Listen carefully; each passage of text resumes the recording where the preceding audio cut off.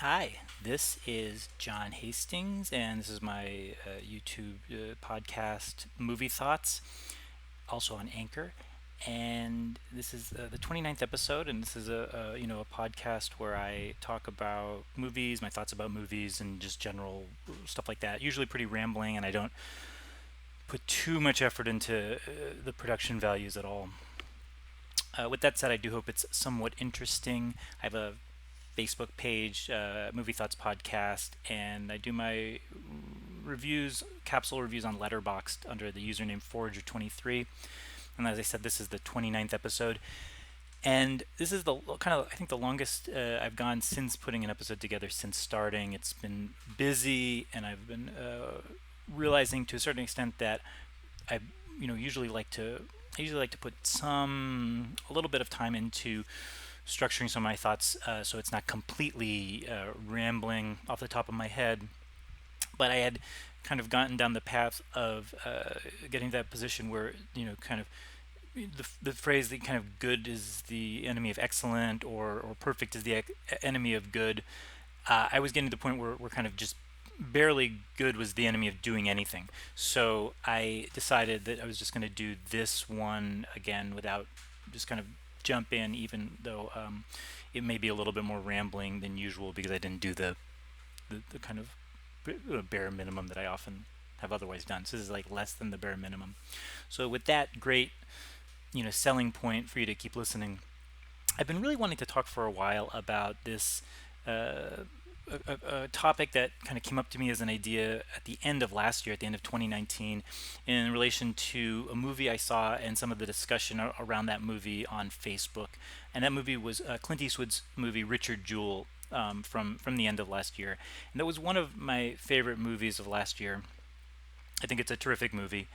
And one of the things I thought was interesting about it was on Facebook. I'm friends with a number of people who are journalists, and I also, am familiar with journalists through other, people I've known. My brother was a journalist, so I knew other journalists through him, and of course I knew my brother. And one thing that came up was Richard Jewell, the movie. If you're not familiar with the concept of it, it's based on a true story, and the idea is it's this guy who is kind of hounded by the FBI and the media because they think he is involved in the plot to bomb the bombing of the Olympics in Atlanta. And it turns out, spoiler alert, he wasn't involved. He was kind of a real hero, and the there was sort of a witch hunt for him that didn't ruin his life, but certainly temporarily made it more stressful than when he probably would have liked. So what was interesting to me about the reaction to this movie from some journalists on Facebook was there was a couple of people, not just one, there was a couple of people who said, "Oh my goodness, yet another movie that demonizes journalists." And I was thinking to myself, and I didn't actually get involved in those comments. I didn't kind of go at it in Facebook at the time. So this may be a very passive aggressive way to respond, like 3 months, 6 months later, on a different channel entirely. But I thought to myself, I think that maybe not most of the time, but a lot of the time, the media or movies mythologize journalists, or they're just as likely to paint journalists and the media as kind of a savior as they are to demonize them. And I got to thinking about there were some other people who were talking about Richard Jewell, kind of got into some of the specific details about the way the screenplay does or doesn't accurately reflect the specifics of what happened. And one of the points that came out was that there's a female journalist who in the movie is maybe portrayed to trade sexual favors for getting information from the FBI. She's seen to sleep with an FBI agent, and it's maybe implied, although not directly stated, that she does so only for kind of these mercenary reasons to get this information. And people some people who were journalists who were responding to this said that's a terrible mischaracterization. That's not what happened at all. She was already in a sexual relationship with the FBI agent when they when that information was shared. So to me, it was kind of I kind of felt that that was sort of a distinction without a difference in a way, in terms of the overall point of the movie Richard Jewell, which is that the point of the movie is not so much about the specifics of not so much about the specifics of that relationship between the reporter and the FBI agent, but the point that it's an argument that the media and the FBI are part of the same team. They're really part of the same system that are working against the individual. And it's a it's kind of presenting this counter myth to what I would say we often see, if not always see, in the movies of the of media as being some type of watchdog against the government or the system. So I started thinking about this, and I think you can kind of break it down into having, we can be very basic and say there's three different ways to portray the media in movies. One, to sort of demonize them or show them as the bad guy in some type of way, and there's certainly a tradition of that, no question about it. Definitely a tradition of media as the bad guy. So you go back to something, the key movie, and that might be Ace in the Hole, the Billy Wilder movie about the reporter who trumps up a tragedy, kind of keeps a tragedy going in order to help the story and help ratings, and that's kind of the key, one of the probably the key like media is evil movies out there. And you have a movie like movies still in that tradition are still made. So Nightcrawler, with Jake Gyllenhaal, directed by Dan Gilroy a couple of years ago, which I really love. One of my favorite contemporary kind of neo noirs, very much of a movie in a Jim Thompson, very much I think a Jim Thompson type movie, but it's about this kind of very unethical videographer who you know maybe kind of crosses the line in terms of what he does in order to get like shocking kind of, if it bleeds, it leads video. So you get those kind of, definitely have that tradition of negative stuff. But again, I think we also have this tradition of very, very positive, kind of mythologizing. And I bring up this because, the same reporter, the same journalist who kind of I saw on Facebook nitpicking about the specific historical details about Richard Jewell and whether it was unfair, whether they were changed to make the media look worse than it really is. They tend not to care about the specific details that may be changed to make the media look better than it is. And I think about kind of the classic kind of, the archetype for that would be All the President's Men, where you see these crusading journalists going up against the government. But what that leaves out is sort of, as and maybe it's not necessarily that movie's fault, and part of it is like we know more now than we did then. But it seems more clear now that that was less the case of the media acting as a watchdog and attacking a corrupt government, but as one part of the government, namely kind of J. Edgar Hoover's FBI, feeding information to these journalists to kind of get to kind of work Hoover's. Hoover hated Nixon, and so this was a way for Hoover to help get rid of him. And so you can't really blame, you don't really necessarily blame All the President's Men, because maybe not everything was clear, although it was clear to Bob Woodward and Carl Bernstein at the time, who they were talking to for sure. But who knows about the film itself? But anyways, my point is just that you kind of elide. There's a lot of history kind of elided or just ignored in these movies that mythologize the media as only being do-gooders. A more recent example, which is a movie I like quite a bit for a lot of reasons, I think is really well acted, I think it's kind of exciting, is The Post, the Steven Spielberg movie The Post, which is really an attempt to just do a kind of updated version of All the President's Men in a lot of ways. That's maybe someone is going to come on and say that's really simplifying it or not getting it at all, or the tone is different, or sure, whatever. But again, it really elides, it presents its ideas as The Post, as this like media watchdog going against this kind of government corruption. It's still the Nixon administration, and it doesn't bring up the idea that like, oh, it doesn't really engage with this idea that, the connections, for example, between the Washington Post and the people who own the Post, and Operation Mockingbird of the CIA, and the close connections that the Post has to, the structures of the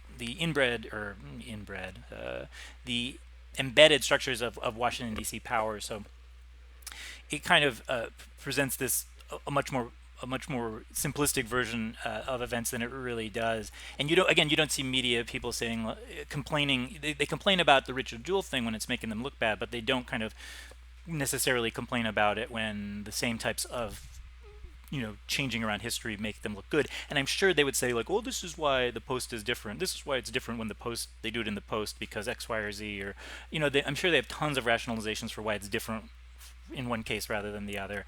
But nonetheless, the point is that the Post kind of doesn't really address that's the same class. That's the same class going after each other. And actually, I want to take that back. They actually have a couple lines saying like, oh, we didn't investigate other Democratic administrations the same way. And they kind of bring it up in a way to diffuse this type of criticism that I'm making, to say like, oh, we are kind of fair and balanced. We have a line that talks about that, but it doesn't really structurally affect the movie, or that we're supposed to still think about the Post as the people of the Washington Post as being basically good guys and doing like this kind of heroic work.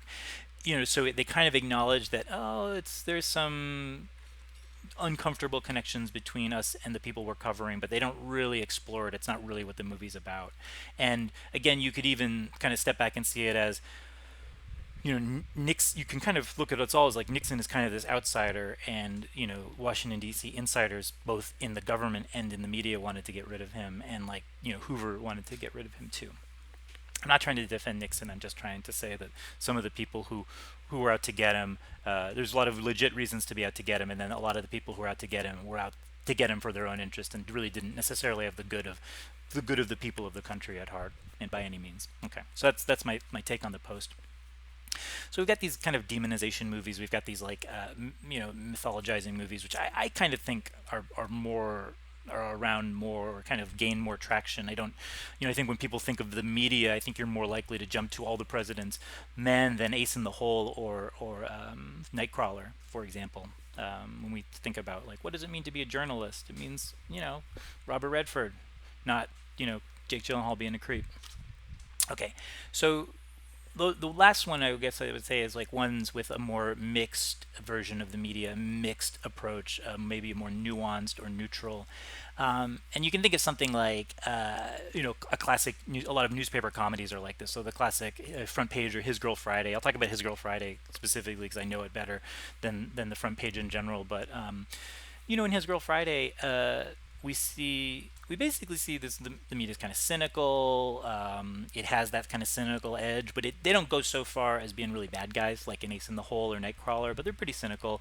And we see also that they do something good. Like they are trying to do something good. They're trying to have a positive social role, and that's maybe the idea that maybe subordinate or like complicated, mixed up in a complicated way with their goal to like sell newspapers and like get stories is in the movie. But is this kind of basically mixed approach, I would say. A recent movie that had a mixed approach, which I think is a really terrific movie and very underrated, and I like it a lot, is The Front Runner, which came out a couple years ago. It's a Jason Reitman movie, and it's about Gary Hart's presidential campaign and how that imploded when his affairs, his extramarital affairs came out. And what's great about that movie, very interesting about it, is that it doesn't take an easy approach to the media. I mean, there's lots of good things about it, but for this purpose of this conversation, what's interesting about it is it doesn't take an easy approach to the media, because there are reporters who are doing things that are definitely muckraking and definitely like sort of sensationalistic. They're like prying into this guy's personal life. They're creeping around his house, spying on him, and they were doing it to sell papers, and they're sort of trying to justify it as like, well, the people have a duty to know. And but on the other hand, so it kind of is in that like demonizing line. But on the other hand, Gary Hart, played by Hugh Jackman, kind of eggs them on and pushes them into it, and kind of puts himself out there as being above, above reproach, almost saying, kind of daring them to do it. So it's hard to see them just as being kind of these muckrakers or being kind of sleazy, headline chasing guys. There is something about if someone's saying, investigate me all you want, I'm completely clean, and then you kind of go and do that, and it turns out he's not. There's something to be said for the complexities and nuance. And one of the things I like about the front runner, and is that it's not really a movie that takes sides. And I think, I read a lot of people, there's a lot of negative reviews about it, and a lot of the negative reviews kind of say, oh, it just is a bunch of stuff that happens and it doesn't really come to a conclusion. And I was like, yeah, that's the point. It doesn't come to a conclusion. It kind of presents these sort of very complicated situation that reasonable people could disagree about, whether or not the media went too far, or whether or not it's appropriate to kind of call someone on lying if they say, I never did that. Is it appropriate to like look into to see if they're lying about it, if they're like a going to have a position of power. So it raises all these issues that are hard to take sides about clearly, and it's one of the few, few movies I've seen where it really maybe presents that connection between the media and the government. The sort of antagonism between them, but also that they're all sort of part of the same team in a way, with real nuance and not just kind of simplifying things one way or the other.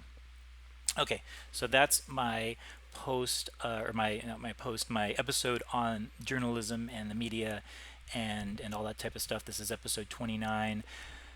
I guess I have I guess one last thing I'll say, and this is sort of not related, but I used to get in arguments with my brother about this, about whether or not this idea that I think I kind of feel, and maybe you could get this from this, but this talk, but I kind of feel that this idea of mythologizing the media as being in the All the President's Men mode, that they're this crusaders, and the media has this right or this duty to kind of speak truth to power or whatever. I kind of think that's mostly BS, or a lot of the time BS, because I do think that most of the media, especially when we get to the national media, are really the same type of people who are in charge of power. So it's really, it's not so much speaking truth to power, but it's kind of one powerful organization or kind of system speaking, shouting at another powerful organization, or even kind of coordinating their message to kind of get something, get a coordinated message across. And I actually think that myth of like, oh, the reporters should be this watchdog of government. I think that kind of idealizing myth actually gets in the way of the truth, because it gives reporters an out to say like, well, it may not really be this way, but it should be, and then that should be covers a lot of not. It actually isn't, but it should be, and that should be covers a lot of not. So I think it would be better if I think the kind of more negative, I think having a more negative baseline opinion of what the media is or what their function is, like presented in Richard Jewell or even in Ace in the Hole, is probably a better way to think about how they work, and allows you to have more, less likely to be hoodwinked by when the media is actually doing something that's completely in the government's interest, for them to hide behind this, well, we're this kind of watchdog approach. Anyways, I try not to get political here, but in this case, I think it was appropriate. So that's my episode on Richard Jewell and journalism in the movies and media. Let me know if you have any thoughts. Take care.